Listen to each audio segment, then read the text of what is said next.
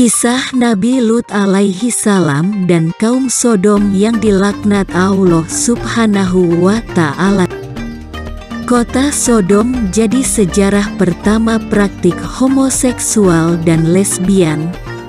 Sepanjang sejarah umat manusia, tidak ada manusia yang menjalankan praktik homoseksual maupun lesbian sebelum kaum Sodom. Pasalnya, praktik penuh maksiat ini menjadi hal yang biasa di kota Sodom. Semua orang terlibat dan tanpa malu-malu mengakuinya di muka umum. Bahkan, mereka begitu bangga dengan apa yang mereka lakukan. Selain kerusakan moral, akhlak kaum Sodom juga sulit dibenahi. Mereka tak beragama, tidak manusiawi, dan tidak memiliki rasa belas kasih. Mereka terbiasa melakukan pencurian, perampokan, hingga pembunuhan. Pada prinsipnya, orang yang kuat akan berkuasa, sementara orang lemah menjadi korban penindasan. Nabi Lut alaihi salam selalu menyerukan kepada masyarakat agar meninggalkan adat kebiasaan yang bertentang dengan fitrah dan hati nurani manusia serta menyalahi hikmah yang terkandung di dalam penciptaan manusia menjadi dua jenis, yaitu lelaki dan perempuan.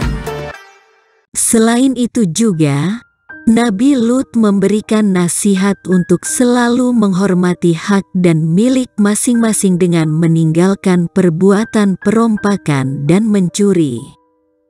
Dijelaskan bahwa perbuatan semua itu akan menimbulkan kekacauan dan ketidaknyaman dalam hidupnya.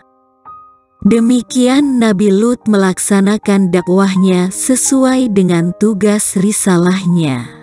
Lut tidak henti-henti menggunakan setiap kesempatan dan dalam tiap pertemuan dengan kaumnya secara berkelompok atau secara perorangan mengajak mereka untuk beriman dan menyembah kepada Allah, lalu melakukan amal soleh dan meninggalkan perbuatan maksiat dan mungkar. Namun, usahanya selalu berakhir sia-sia. Meskipun sering diancam, Nabi Lut tetap menjalankan dakwahnya. Dia tetap meminta umatnya untuk meninggalkan perbuatan zina homoseksual dan lesbian. Sebab, kedua perbuatan itu sangat bertentangan dengan fitrah dan hati nurani manusia. Selain itu, perbuatan kaum Sodom juga sudah menyalahi hikmah dalam penciptaan, yaitu lelaki dan wanita.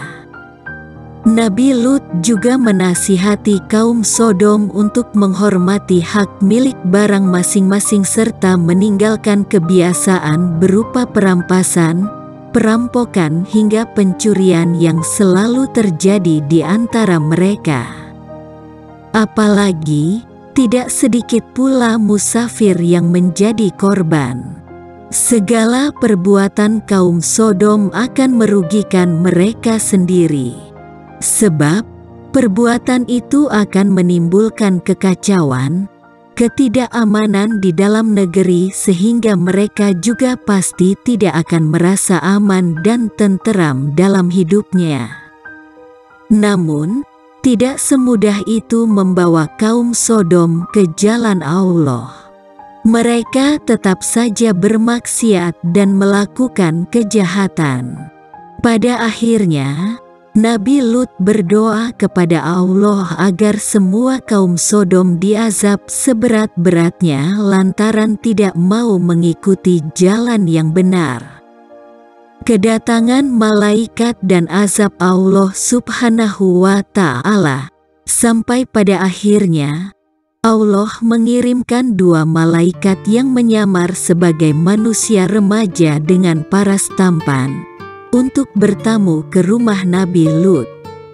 Sebelum itu, Kedua malaikat itu sempat menemui Nabi Ibrahim untuk memberitahu bahwa mereka diutus Allah untuk menjatuhkan azab pada masyarakat Sodom. Mendengar hal ini, Nabi Lut kemudian cemas. Ia takut tamu-tamunya yang berparas tampan ini akan diganggu oleh masyarakat Sodom yang suka terhadap sesama jenis. Nabi Lut alaihi salam kemudian menjemput tamunya itu pada malam hari dan meminta istri dan putri-putrinya untuk merahasiakan hal ini. Sayang, istri Nabi Lut justru membocorkan hal ini, sehingga rumah Nabi Lut yang ditutup rapat didatangi gerombolan masyarakat Sodom untuk memuaskan nafsu seksualnya. Saking banyaknya orang yang memaksa untuk masuk, Nabi Lut akhirnya tak kuasa menahan diri dan memberitahukan soal sikap kaumnya yang menyimpang kepada tamunya tersebut.